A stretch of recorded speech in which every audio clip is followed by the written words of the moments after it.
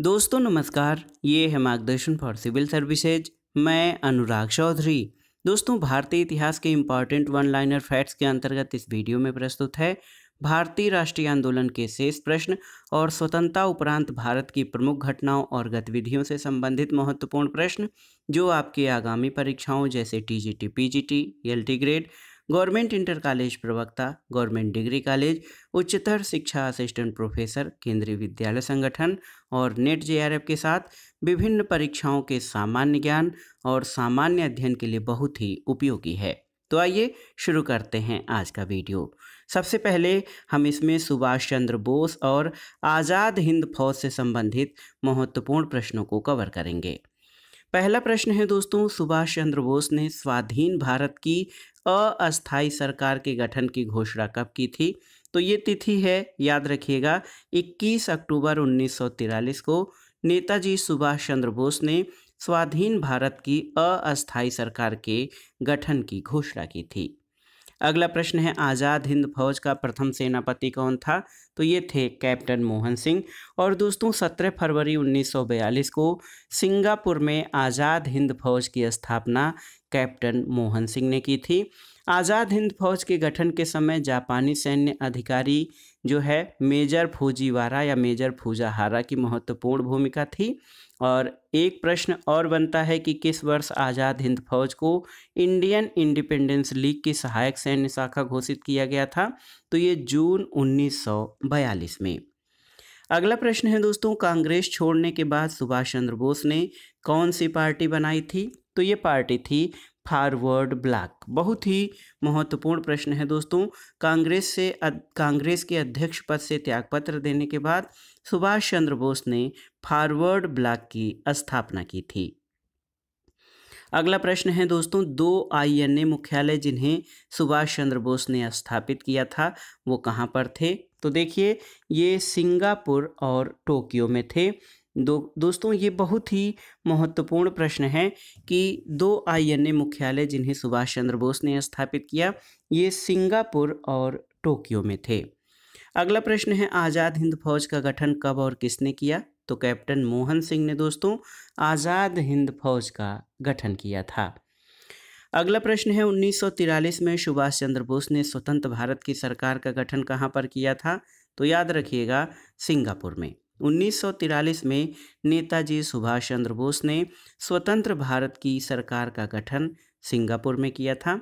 और देखिए, एक प्रश्न है कि 1938 में गठित राष्ट्रीय योजना समिति की नियुक्ति किसने की थी?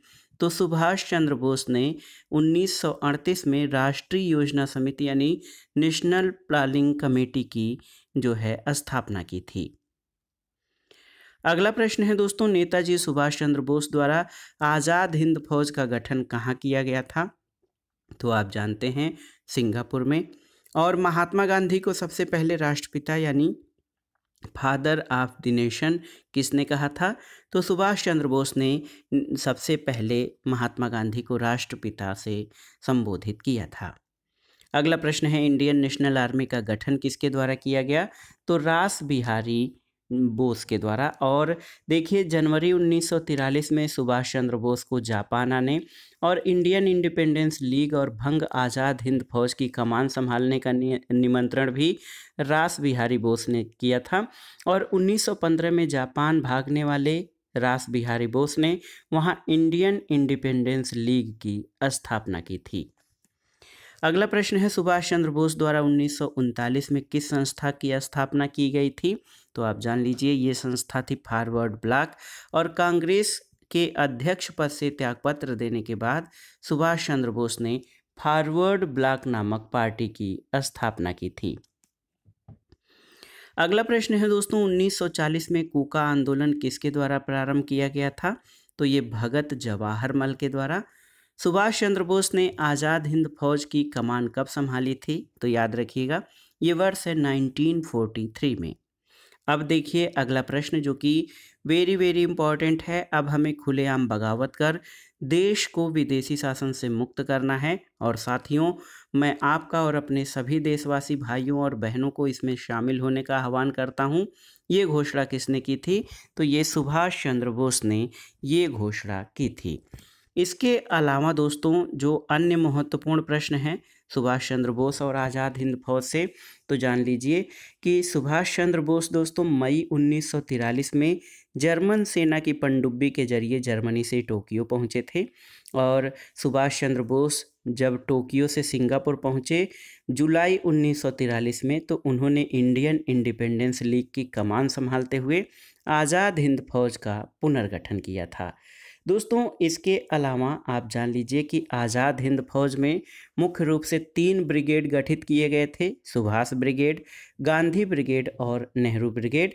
और आज़ाद हिंद फौज में विशेष रूप से महिलाओं के लिए रानी झांसी ब्रिगेड बनाई गई थी।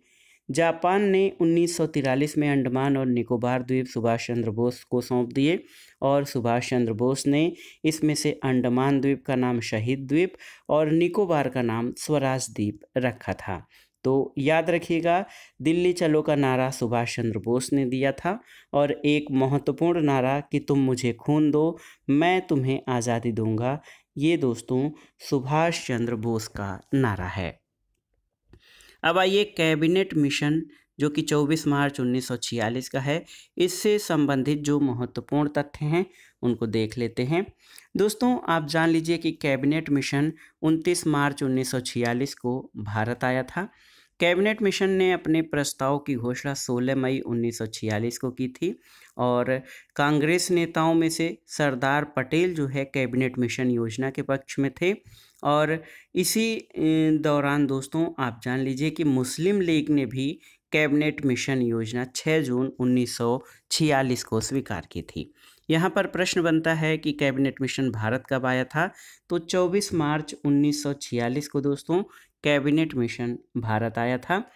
और संविधान सभा जिसने भारतीय संविधान का निर्माण किया था, इसका गठन किया गया था किसके आधार पर, तो कैबिनेट मिशन प्लान के आधार पर संविधान सभा यानी कॉन्स्टिट्यूशनल असेंबली जिसने भारत के संविधान का निर्माण किया था उसका गठन किया गया था। अगला प्रश्न देखिए, सुमेलित करना है। इसमें क्रिप्स मिशन ये 1942 का है, 1942। गांधी जिन्ना वार्ता 1944 में हुई थी, शिमला कॉन्फ्रेंस 1945 में और कैबिनेट मिशन जो है 1946 में आप देख सकते हैं। तो सही सुमेलन 3, 1, 4 और 2 हो जाएगा। दोस्तों अगर जो हम यहाँ पर देखें कि शिमला सम्मेलन, तो शिमला में सर्वदलीय बैठक 22 जून 1945 को हुई थी। और देखिए किस पार्टी का अड़ियल रुख शिमला सम्मेलन की असफलता का मुख्य कारण बना था, तो यहाँ पे प्रश्न है कि मुस्लिम लीग का जो अड़ियल रुख था वो शिमला सम्मेलन की असफलता का मुख्य कारण था। आइए देखते हैं अंतरिम गवर्नमेंट से संबंधित महत्वपूर्ण प्रश्न। तो दोस्तों अंतरिम सरकार में मुस्लिम लीग के कितने सदस्य शामिल हुए थे, तो कुल 5 सदस्य शामिल हुए थे अंतरिम सरकार में। और भारत की पहली अंतरिम सरकार की घोषणा 24 अगस्त 1946 को की गई थी। आप जान लीजिए कि अंतरिम सरकार का नेतृत्व जवाहरलाल नेहरू ने किया था। जवाहरलाल नेहरू ने अंतरिम सरकार के 11 सदस्यों के साथ अपने पद की शपथ ली थी। और दोस्तों संविधान सभा ने कब से कार्य करना शुरू किया था, तो ये भी तिथि महत्वपूर्ण है, 9 सितंबर 1946 से। और दिल्ली में संविधान सभा की पहली बैठक कब हुई थी, तो ये था 9 दिसंबर 1946। अगला प्रश्न है दोस्तों, अगस्त 1946 में घोषित अंतरिम राष्ट्रीय सरकार में कौन शामिल था, तो ये थे डॉक्टर राजेंद्र प्रसाद, सी राजगोपालाचारी और जगजीवन राम। और एक प्रश्न ये है कि नेहरू की अंतरिम सरकार के वित्त मंत्री कौन थे, तो ये थे लियाकत अली खां। भारत का विभाजन एवं स्वतंत्रता से संबंधित महत्वपूर्ण प्रश्नों पर आ जाते हैं। दोस्तों आप जान लीजिए कि भारत का अंतिम गवर्नर जनरल लॉर्ड माउंटबेटन था। लॉर्ड माउंटबेटन की नियुक्ति मार्च 1947 में की गई थी और इसी के समय में भारत और पाकिस्तान का विभाजन किया गया था। भारत और पाकिस्तान दोनों के स्वाधीन होने की घोषणा 3 जून 1947 को की गई थी और भारत और पाकिस्तान के बीच विभाजन माउंटबेटन योजना के तहत हुआ था। भारत और पाकिस्तान के बीच सीमा रेखा का सीमांकन सर सिरिल रेडक्लिफ ने किया था और इसीलिए भारत पाकिस्तान की सीमा रेडक्लिफ लाइन कहलाती है। तो देख लीजिए, भारत और पाकिस्तान के स्वाधीन होने की घोषणा किस दिन की गई थी? तो ये था 3 जून 1947 को, माउंटबेटन योजना। देखिए, भारत विभाजन से संबंधित माउंटबेटन योजना का सरकारी तौर पर घोषणा कब की गई थी? तो ये तिथि है 3 जून 1947। अगला प्रश्न है दोस्तों, भारत पाकिस्तान विभाजन के लिए तैयार माउंटबेटन योजना कब प्रस्तुत की गई थी? तो ये तिथि 3 जून 1947 है। अगला प्रश्न है दोस्तों, ब्रिटिश प्रधानमंत्री क्लेमेंट एटली ने भारत को सत्ता हस्तांतरण की अंतिम तारीख कब तय की थी? तो ये जून 1948 में। पाकिस्तान कब बना था? तो पाकिस्तान 14 अगस्त 1947 को बना था। आइए देखते हैं किस तिथि को मुस्लिम लीग ने सीधी कार्रवाई दिवस मनाने के लिए निश्चित किया था?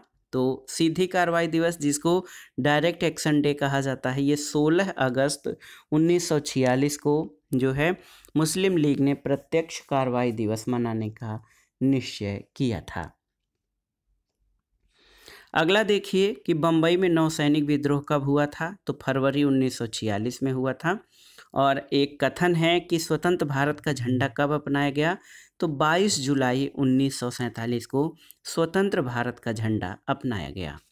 दोस्तों, प्रश्न एक है कि भारत की स्वतंत्रता के समय ब्रिटिश प्रधानमंत्री कौन था? तो क्लीमेंट एटली स्वतंत्रता प्राप्ति के समय ब्रिटेन के प्रधानमंत्री थे। 15 अगस्त 1947 को भारतीय राष्ट्रीय कांग्रेस का अध्यक्ष कौन था? तो स्वतंत्रता प्राप्ति के समय दोस्तों भारतीय राष्ट्रीय कांग्रेस के अध्यक्ष JB कृपलानी थे। तो याद रखिएगा, स्वतंत्रता प्राप्ति के समय भारतीय राष्ट्रीय कांग्रेस के अध्यक्ष JB कृपलानी थे। अगला प्रश्न है दोस्तों, भारत का अंतिम वायसराय कौन था? तो लॉर्ड माउंटबेटन भारत के अंतिम वायसराय थे। अगला प्रश्न है, भारतीयों को 1947 में सार्वभौम सत्ता सौंपने की योजना किस नाम से जानी जाती है? तो ये था माउंटबेटन योजना के आधार पर भारत और पाकिस्तान का विभाजन हुआ और अंतिम रूप से भारत और पाकिस्तान 2 गणराज्यों को सत्ता सौंपी गई। यहाँ पर देखिए, सही कालानुक्रम बनाना है। क्रिप्स मिशन, गांधी इरविन समझौता, साइमन कमीशन और देश का विभाजन। तो सबसे पहले यहाँ पर साइमन कमीशन है 1927, उसके बाद गांधी इरविन समझौता, फिर आता है क्रिप्स मिशन और देश का विभाजन सबसे लास्ट में। अगला प्रश्न है दोस्तों, 1947 में भारत विभाजन के बाद किसे संयुक्त रक्षा समिति, जिसे सैनिक कर्मचारियों, हथियारों और युद्ध सामग्रियों के विभाजन की जिम्मेदारी सौंपी गई थी, इसका सर्वोच्च सेनापति किसे बनाया गया था? तो ये था ऑचिन लेक। ऑचिन लेक को दोस्तों जो है 1947 में भारत विभाजन के बाद संयुक्त रक्षा समिति का सर्वोच्च सेनापति बनाया गया था। अगला प्रश्न है, राजगोपालाचारी योजना के बारे में सही कथन क्या है? तो अनेक कांग्रेस जनों ने इसका विरोध किया था। दोस्तों, राजगोपालाचारी योजना 1944 का है। इसको CR फार्मूला भी कहा जाता है। चक्रवर्ती राजगोपालाचारी ने देश की सांप्रदायिक समस्या सुलझाने के उद्देश्य से गांधी जी की स्वीकृति से कांग्रेस और मुस्लिम लीग के समझौते की एक योजना प्रस्तुत की थी। इसको CR फार्मूला कहते हैं। ये 10 जुलाई 1944 को प्रस्तुत किया गया था और इस योजना में कहा गया कि मुस्लिम लीग भारतीय स्वतंत्रता की मांग का समर्थन करे और अस्थायी सरकार के गठन में कांग्रेस के साथ सहयोगी की भूमिका अदा करे। मोहम्मद अली जिन्ना ने CR फार्मूला को कटा फटा और घुन लगा पाकिस्तान देने की पेशकश कहकर ठुकरा दिया गया था और इस योजना के अनुसार गांधी जी ने पाकिस्तान की मांग को स्वीकार किया था। तो कुल मिलाकर CR फार्मूला पूरी तरह से सफल नहीं हुआ। CR फार्मूला या राजगोपालाचारी योजना का विरोध किसने किया? तो मोहम्मद अली जिन्ना ने। किसने कहा था कि हिंदू और मुसलमान भारत की 2 आंखें हैं? तो ये सर सैयद अहमद खां का कथन है कि हिंदू और मुसलमान भारत की 2 आंखें हैं। एक प्रश्न है कि हिंदू और मुस्लिम मेरी 2 बेगमें हैं, मुस्लिम मेरी लाडली बेगम है। ये कथन वैमफील्ड फुलर का है। वैमफील्ड फुलर के बारे में कुछ एक्स्ट्रा तथ्य जो आपके पास होंगे हमें कमेंट बॉक्स में बताइएगा। अगला प्रश्न है दोस्तों, सत्ता का लालच भी भारत के विभाजन को स्वीकार करने का एक कारण था। तो ये कथन किसका है? याद रखिएगा, माइकल ब्रेशर का कथन है कि सत्ता का लालच भी भारत के विभाजन को स्वीकार करने का महत्वपूर्ण कारण था। अब आइए आगे स्वातंत्रोत्तर भारत यानी स्वतंत्रता उपरांत भारत से संबंधित महत्वपूर्ण प्रश्नों को देख लेते हैं। दोस्तों, भारतीय संविधान का सबसे पहला संशोधन कब हुआ? तो आप जान लीजिए, भारतीय संविधान को 26 नवंबर 1949 को अंगीकृत, अधिनियमित और आत्मार्पित किया गया था। ये 26 जनवरी 1950 को लागू हुआ। भारतीय संविधान का पहला संशोधन कब हुआ था? तो ये 1951 में हुआ था। पुर्तगाली नियंत्रण से गोवा कब स्वतंत्र हुआ था? तो 1961 में। और भूदान आंदोलन किसने प्रारंभ किया? विनोबा भावे ने, आचार्य विनोबा भावे ने भूदान आंदोलन तेलंगाना के पोचमपल्ली नामक स्थान से शुरू किया था। अगला प्रश्न है दोस्तों, नेफा को कालांतर में किस राज्य के साथ समीकृत किया गया? तो नेफा यानी नॉर्थ ईस्ट फ्रंटियर एजेंसी, इसको अरुणाचल प्रदेश के नाम से जाना जाता है। अगला प्रश्न है दोस्तों, स्वतंत्रता के बाद 1951 की जनगणना में स्त्री साक्षरता कितनी थी?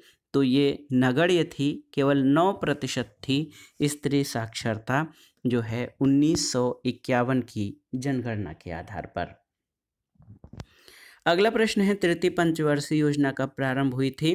तो तृतीय पंचवर्षीय योजना 1961 से प्रारंभ हुई थी। अगला प्रश्न है दोस्तों, 1950 से 1952 के मध्य जम्मू के डोंगरों के संघर्ष का नेतृत्व किसने किया था? तो कर्ण सिंह ने किया था। और बांग्लादेश सरकार के निर्माण की घोषणा कब की गई? 28 मार्च 1971 को पूर्वी पाकिस्तान बांग्लादेश के नाम से एक नए राष्ट्र के रूप में अस्तित्व में आया। अगला प्रश्न है, किसने पूर्वी पाकिस्तान को एक स्वतंत्र गणराज्य बांग्लादेश के नए नाम से घोषित किया? तो शेख मुजीबुर रहमान ने। और देखिए, भारत सरकार द्वारा राष्ट्रीय जनसंख्या आयोग यानी नेशनल पॉपुलेशन कमीशन का गठन कब किया गया? तो वर्ष 2000 में भारत सरकार द्वारा राष्ट्रीय जनसंख्या आयोग का गठन किया गया है। अगला प्रश्न है, संविधान शिल्पी डॉक्टर भीमराव अंबेडकर को कब भारत रत्न से सम्मानित किया गया? तो आप जान लीजिए 1990 यानी 1990 में। एक प्रश्न और है आपके लिए, बहुत ही इम्पोर्टेंट है। राष्ट्रीय शैक्षिक अनुसंधान और प्रशिक्षण परिषद यानी NCERT की स्थापना कब हुई थी? तो ये 1961 में NCERT की स्थापना हुई थी। अगला प्रश्न है दोस्तों, किसकी मृत्यु पर गांधी जी ने कहा था कि उनकी मृत्यु ने मुझे विधुर बना दिया है? तो ये कथन मगन लाल गांधी की मृत्यु पर गांधी जी ने कहा था कि उनकी मृत्यु ने मुझे विधुर बना दिया है। अगला प्रश्न है दोस्तों, भारतीय संघ के राज्यों के पुनर्गठन के प्रश्न की जांच के लिए 1954 में भारत सरकार द्वारा नियुक्त किए गए कमीशन में सदस्य कौन था? तो ये थे फजल अली, पंडित हृदयनाथ कुंजरू और KM पडिक्कर। तो ये देखिए, ये है पुनर्गठन, जो राज्य पुनर्गठन आयोग, ये 1954 में गठित किया गया था। और इस कमीशन के सदस्यों में फजल अली, हृदयनाथ कुंजरू और KM पडिक्कर थे। तो ये बहुत ही महत्वपूर्ण तथ्य है। अगला प्रश्न है, पंचायती राज कानून समूचे देश में कब लागू किया गया था? तो 1993 में। और आप जानते हैं 73वें संविधान संशोधन 1992 के द्वारा पंचायती राज को संवैधानिक दर्जा दिया गया था। अगला प्रश्न है दोस्तों, आपको बताना है, आप देखिए महत्वपूर्ण प्रश्न है कि जनरल नियाजी ने मुक्ति वाहिनी के समक्ष कब समर्पण किया था? 16 दिसंबर 1971 को। अगला प्रश्न है, भारतीय सरकार के साथ हैदराबाद के निजाम ने विराम समझौता पर किस तिथि को हस्ताक्षर किया था? 26 नवंबर 1947 को। और यहाँ पर देखिए, राज्य पुनर्गठन आयोग का अध्यक्ष कौन था? तो फजल अली राज्य पुनर्गठन आयोग के अध्यक्ष थे। अगला प्रश्न है दोस्तों, भारत में प्रथम आम चुनाव कब हुए थे? तो ये 1951 ईस्वी में हुए थे। प्रजातांत्रिक समाजवाद, जिसको डेमोक्रेटिक सोशलिज्म कहा जाता है, लोकतांत्रिक समाजवाद, इसकी अवधारणा को किसने विकसित किया? तो भारत के प्रथम प्रधानमंत्री पंडित जवाहरलाल नेहरू ने प्रजातांत्रिक समाजवाद की अवधारणा को विकसित किया है। अगला प्रश्न है दोस्तों, 1984 में सिखों पर जो अत्याचार किया गया उसे न्यायसंगत ठहराते हुए किस नेता ने कहा था कि जब बड़ा पेड़ गिरता है तो कुछ अनहोनी होती है? ये राजीव गांधी ने कहा था। और राजीव गांधी ने दोस्तों 1984 में इंदिरा गांधी की मृत्यु के बाद उपजे हिंसा में जो सिखों के खिलाफ अत्याचार हुआ था, उसको न्यायसंगत ठहराने के लिए कहा था कि जब बड़ा पेड़ गिरता है तो कुछ अनहोनी होती है। तो दोस्तों ये था आज का वीडियो। इसमें वन लाइनर फॉर्म में हमने भारतीय इतिहास के प्राचीन इतिहास, मध्यकालीन इतिहास और आधुनिक भारत के इतिहास को दोस्तों वन लाइनर फॉर्म में प्रस्तुत किया है। और ये प्रश्न आपके कम समय में परीक्षाओं में पूछे गए प्रश्नों के रिवीजन के क्रम में बहुत ही उपयोगी होंगे। और आपकी जानकारी के लिए बता दें दोस्तों, ये video TGT, PGT, LT grade, government inter college प्रवक्ता, गवर्नमेंट डिग्री कॉलेज, उच्चतर शिक्षा असिस्टेंट प्रोफेसर, केंद्रीय विद्यालय संगठन, नेट जेआरएफ इतिहास के साथ विभिन्न राज्य लोक सेवा आयोग जैसे यूपी पीसीएस, उत्तराखंड, राजस्थान और एमपी पीसीएस आदि के सामान्य अध्ययन खंड के लिए जो भारतीय इतिहास खंड है उसके लिए भी ये वीडियो बहुत ही उपयोगी है। आप इन प्रश्नों को तैयार कर लीजिएगा। वीडियो आपको कैसा लगा हमें कमेंट बॉक्स में ज़रूर बताइएगा। वीडियो को लाइक करें, शेयर करें और इस चैनल मार्गदर्शन फॉर सिविल सर्विसेज को सब्सक्राइब करें। वीडियो देखने के लिए धन्यवाद दोस्तों। नमस्कार।